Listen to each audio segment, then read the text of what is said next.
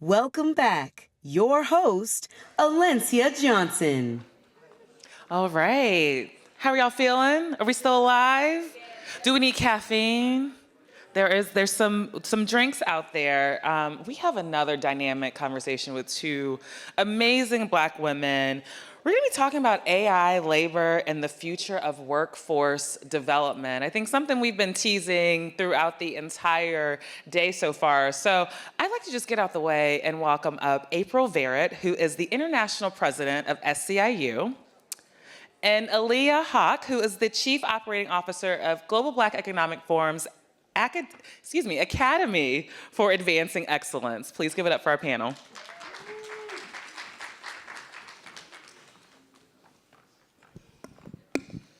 All right. So it's after lunch. I don't know how we landed this spot, but we're going to bring some energy so you won't even need the caffeine after this conversation. How about that? That part. So question for all of you in the audience. How many of you use AI every day? Good. Okay, so we see a lot of hands in the audience, but probably not 100%. So I have a little bit of data for you. If you text and use assumptive typing, that's AI. If you're using Alexa, if you're using Google Home, if you're using any of those pieces of equipment, that is AI. So we are using AI every single day for all types of practices and processes, et cetera, et cetera. So we are here. We have been in the fourth industrial revolution for about 15 years now, and it's not going anywhere. And April, I'm really curious to know from you, there's some people who they're afraid of AI, they want to stay away from it. What do you say to those folks who are just like, I'm not into AI and I'm not going to be?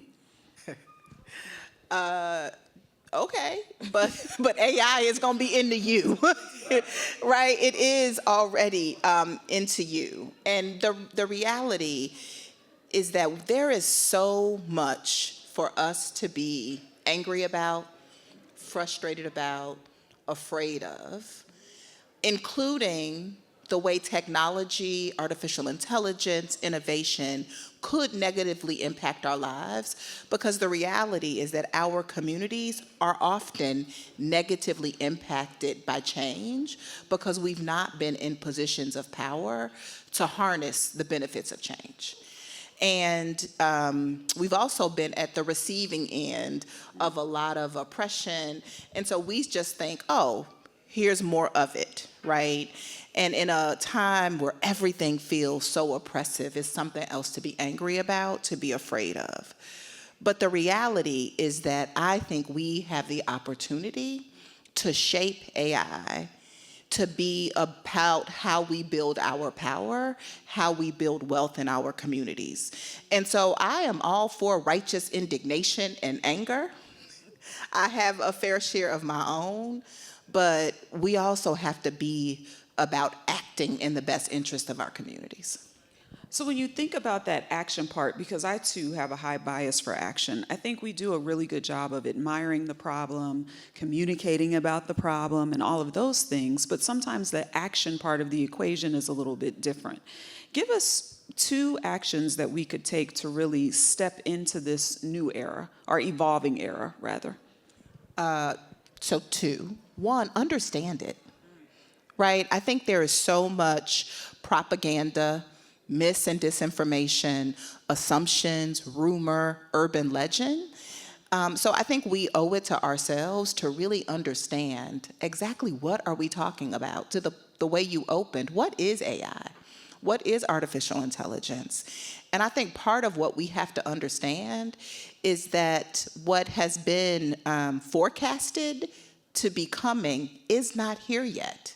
The fact that there is a race with some Chinese developers, right, to get to the second generation of artificial intelligence tells us that we aren't there yet. So these companies are still developing tools, and so we can still take the reins of it.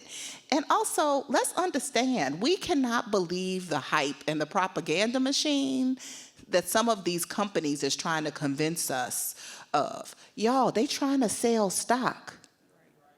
Like, let's remember, they are trying to make it seem like they're farther out there and that this technology is more advanced than it already is. And I'm not saying there isn't real things to be concerned about. But what I am saying is let's not act like Armageddon is around the corner. Right? We still have time to figure out strategies and tactics and a real plan about how technological changes and advancement is used to benefit workers in our communities.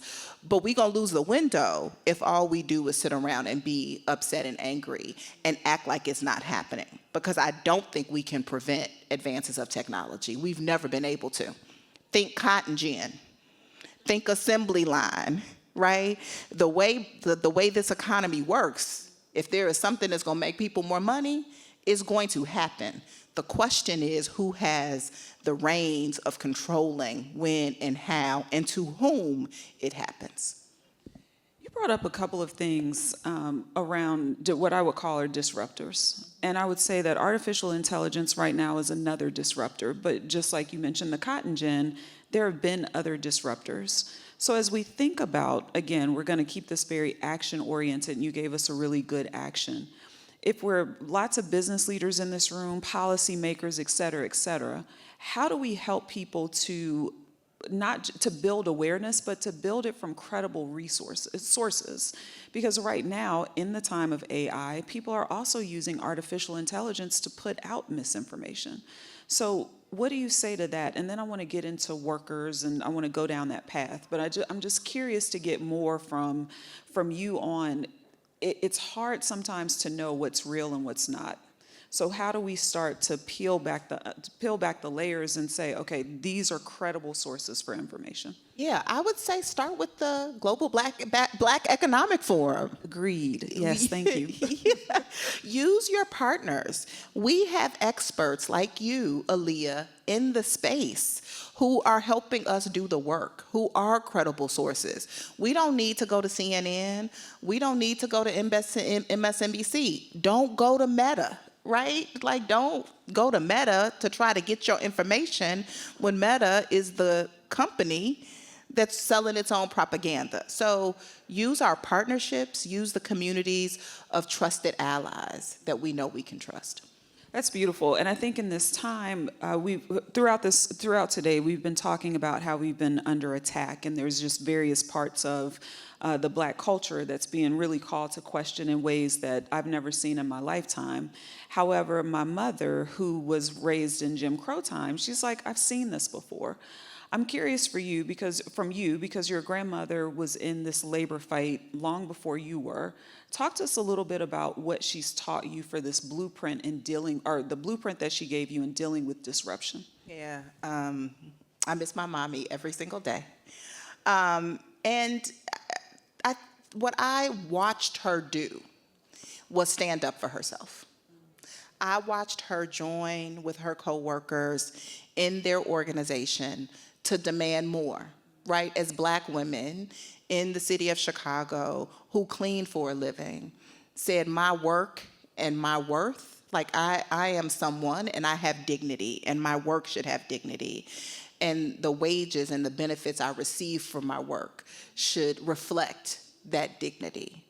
And I just think that that is so simple, yet so incredibly profound. Not to get too deep, but the reality is that for us, our dignity and our worth was stripped from our labor, from the very beginnings of our ancestors being brought to these shores.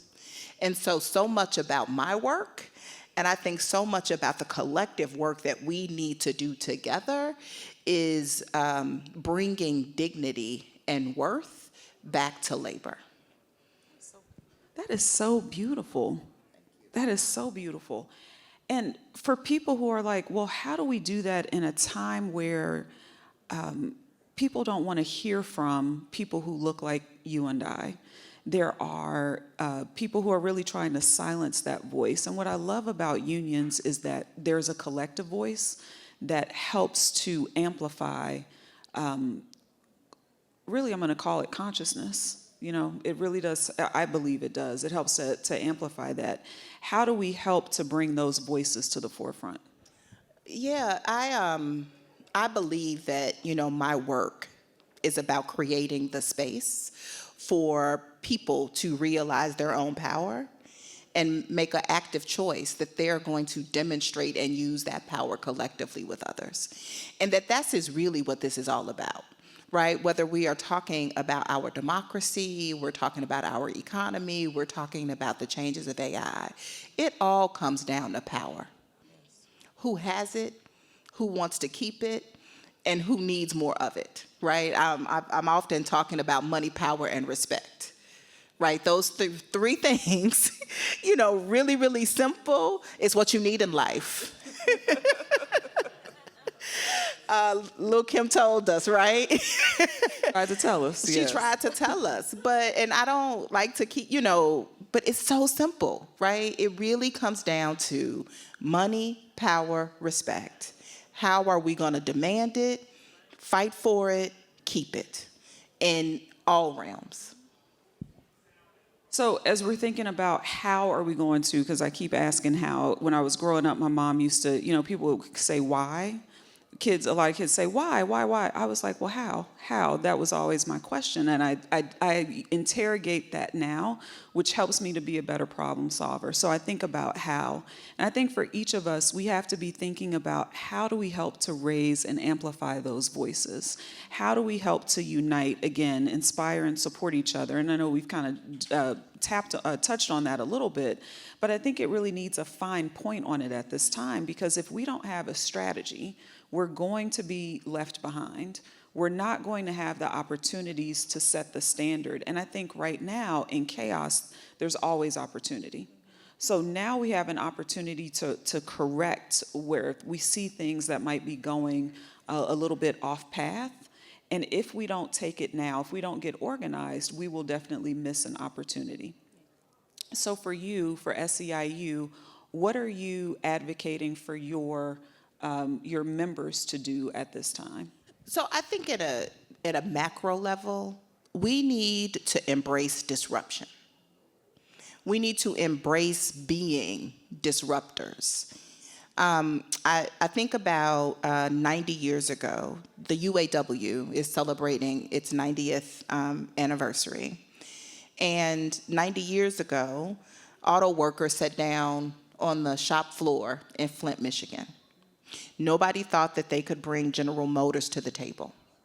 And the act of sitting down brought General Motors, one of the most powerful, wealthiest corporations in the world, to the table. And those workers won a contract. And it really was the seeds of a middle class in this country. And so I think about what is our disruption today. If you think about the civil rights movement, right? Our parents and grandparents walking on bridges, sitting down at lunchroom counters. They were disruptors. And so we are called to be disruptors, and it's all we have ever known. And I think we have, as we've gained some semblance of power, as we've accumulated more wealth in our communities, I think some of us have told ourselves that we don't need to be disruptors anymore, that we want to assimilate, right? But I think we are all called, especially in this moment, to be disruptors, but that our disruption cannot look like it looked in 1936. Our disruption cannot look like it looked in 1966. So what is 2026 disruption, right? What is 21st century disruption that can actually impact those in power? And I think AI is itself a disruptor, right? The assembly line was a disruptor. And so as we see this new wave of technology and innovation that will change our economy, that will change the nature of work, what is our disruption that we're going to put up against that disruption so that we ultimately say we are controlling that technology, we are controlling that innovation so that I can live better, so that I can work better. Because if we don't, that technology will happen to us. right? And I think we will see higher unemployment. We will see higher rates of poverty. We will see higher rates of inequality. So how are we going to put ourselves in the position to use change for our benefit? Make so many good points there. I want to talk about a couple things. Put fine points on a couple things. One, just a personal note. My grandfather, he's passed away, but he worked for General Motors for 42 years. So he was a part of the UAW and was so proud of that connection. And I think that what's so important about that is about community. And you know, there's that African proverb, if you want to go fast, go alone. If you want to go far, go together.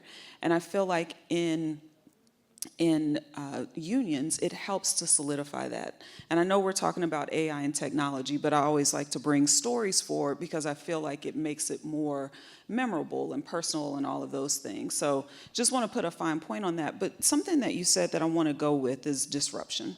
So AI is a huge disruptor. We definitely feel that sense of disruption.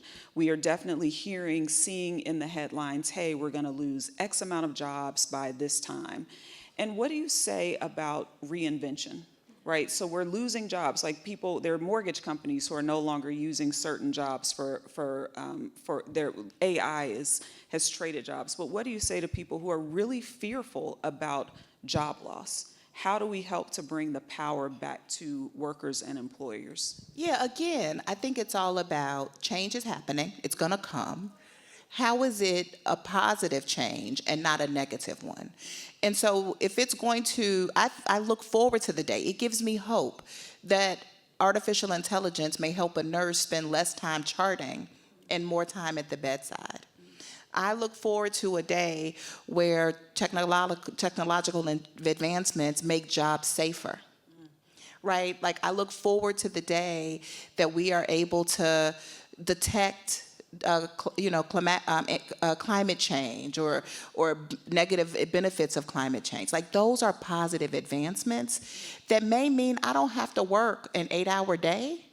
Maybe I only have to work a 6-hour day because it's going to take fewer of us, but my livelihood shouldn't be affected by working fewer hours because I still deserve to share in the prosperity that I helped build. And that only happens if workers have a seat at the table. I think it's a bargaining table because they have collective bargaining rights through their union, right? But we have a way to sit down and say, how are these changes going to help me live better? And that doesn't happen if we don't organize, if we don't come together, and we don't assert our power. Absolutely. Is there a way for business to use AI genuinely to improve its bottom line? If that's what they want to do. I just think that businesses make decisions every single day. I was in a meeting a week ago with a business consultant who said, listen, and I was talking very much about the same things that we're talking about today. How is artificial intelligence a benefit for workers and not a deterrent? And he was very honest, and he said, listen, I sit in rooms with CEOs, and their only goal is to trim 20% of their budget. And they are not thinking about the impact on communities. They're not thinking about the impact on workers. All they are thinking about is how to trim that 20%. And so that's a choice. It is. And I think that we are entering an age where we have to force corporations to make a different choice.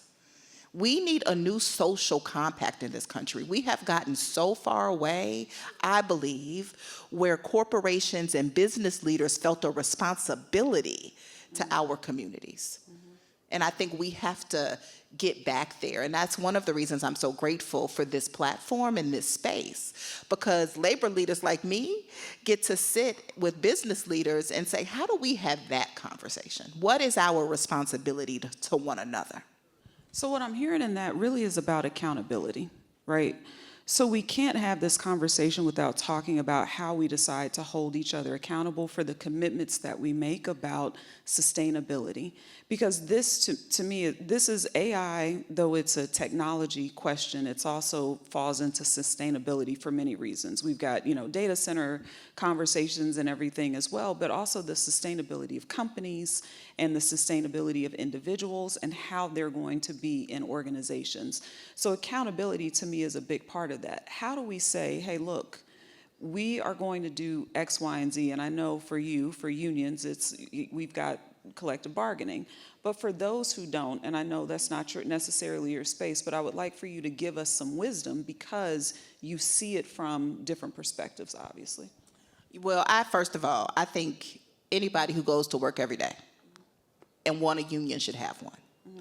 And I think there's far too many barriers, in place for that to happen that we need to collectively get rid of, because when unions have power, we are all better. Right? No matter where we find ourselves in the economy, we have better democracies where there are strong labor movements. You can look anywhere on the globe. There are not strong democracies without strong labor movements. And so I think we need to support workers and their organizing, first and foremost. But I also just think that shared understanding, shared values, principles are really, really important. And we find ourselves, I think, politically and culturally at a time where we don't have principles, not shared ones. And I'm not talking about morality, right? I think that's different. I'm talking about what are our principles and values as a community that there used to be a time where we knew what we all stood for. And I am advocating that we need to get back to a time about what we all stand for. I agree. Thank you. Yes. I agree with that. I would like for you to, I'm watching the time, so I want to make sure that we wrap this up with something that you can give people something to think about, which you've given tons to think about. And what I appreciate about this conversation is it wasn't just about theory.